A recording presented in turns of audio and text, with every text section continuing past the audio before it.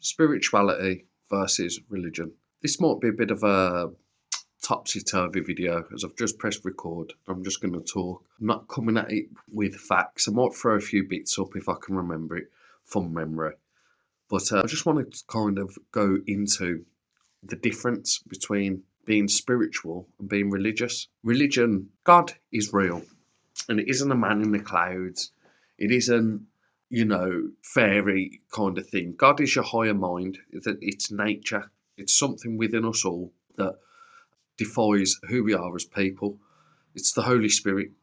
Like as I've explained before, you've got the Father, the Son, and the Holy Spirit, and I talk about that in Christianity. And that's to describe your 3D and your 5D. Your 3D is your earthly plane, who you are. I'm James Dunn. I'm a geezer from the ends, grew up, went to Hodgell School. But the Holy Spirit is the thing that connects us to all living things. Look at Star Wars. I'm wearing a Star Wars shirt perfectly. Each story is trying to tell the story of the living force that runs through us all. Do you know what I mean? Even George Lucas was trying to say every religion is trying to tell us the same fundamental story from the dawn of time. Good versus evil.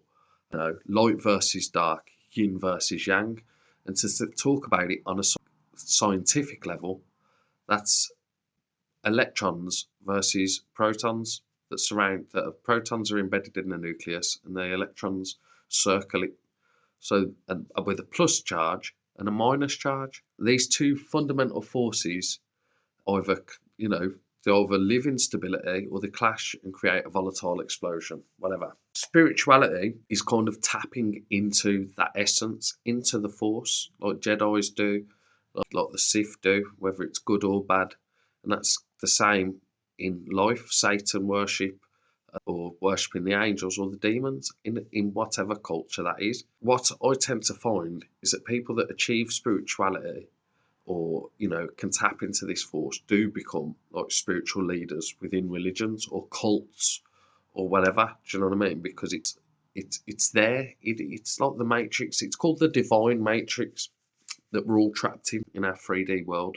We're all living out patterns of existence, no matter where you're from. And a lot of it stems from names, sacred forms, letters that stand for different things. And it's like a maths equation, like a code, like a green code in the Matrix being played out.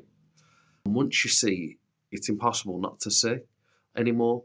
And that's what all that was a metaphor, breaking out of the divine matrix. Now, because people have said about getting sober, James, you've done it yourself, take pride in it, you've done it yourself, that's you. Yes, it's God working through me though, do you understand? And it's hard to describe, it's not for everybody to understand.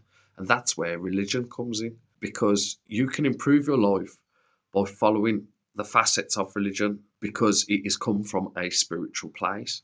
However, like Christianity, Christ wasn't a Christian. He was just spiritual, found God, thought of himself as the Son of God. And then people became religious and worshipped him and try and unlock the Christ consciousness within themselves to be closer to God, to feel the divine.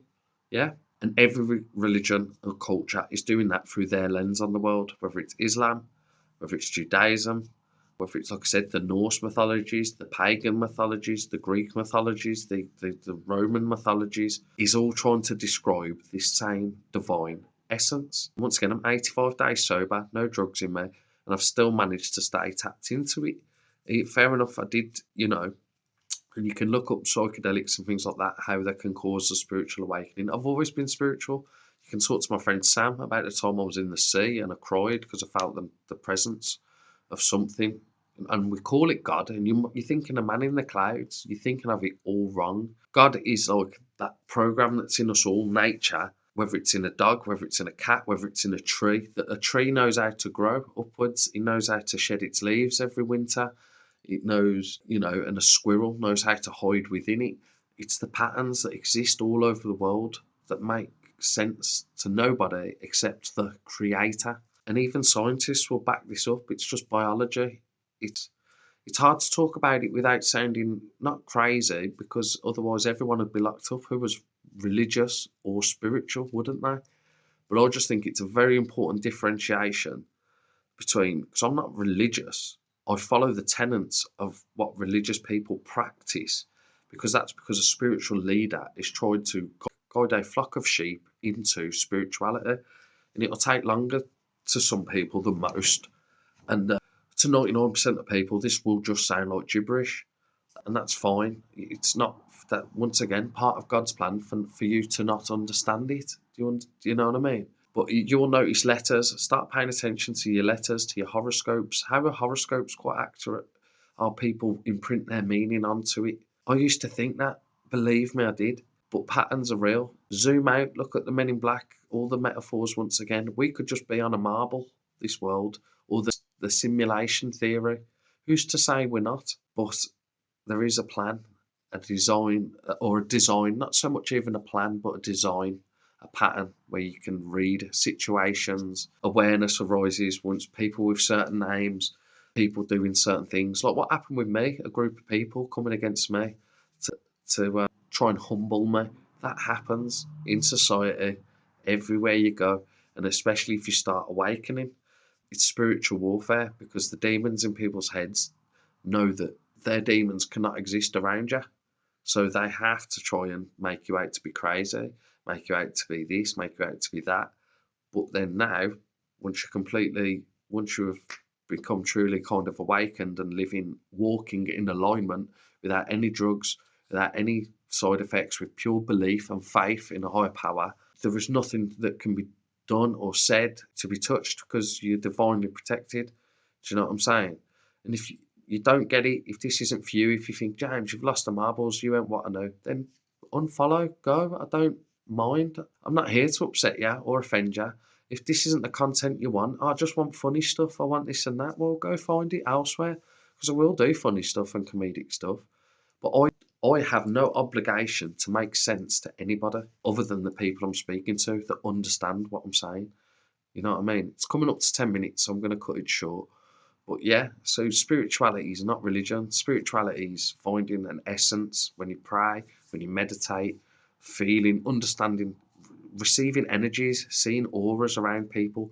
No, reading people talk words, but energy doesn't lie. I know when people are lying to me, and I know things they've done that that I shouldn't know. And people can tell you some of the kind of crazy situations that have happened to me lately. Do you know what I'm saying? So, and that isn't because I'm following Christ. It's because unlocking the Christ consciousness within yourself. And this just sounds delusional to the wrong people that are on a lower vibrational frequency. We're all vibrations.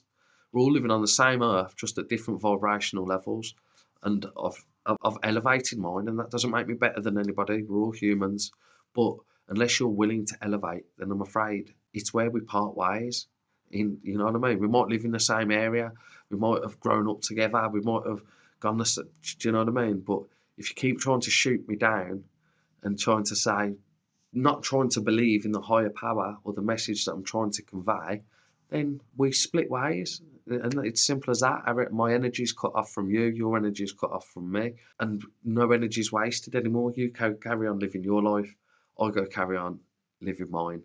But mine's pretty good at the moment, and I'll put that down to surrendering to the will of my higher mind, to the collective higher mind that we all share from any walk of life, race, colour, creed, religion, ethnicity, whatever. We're all connected by something bigger. Peace, respect and harmony. Everybody love everybody. I hope this finds who it was meant to find. You've got this.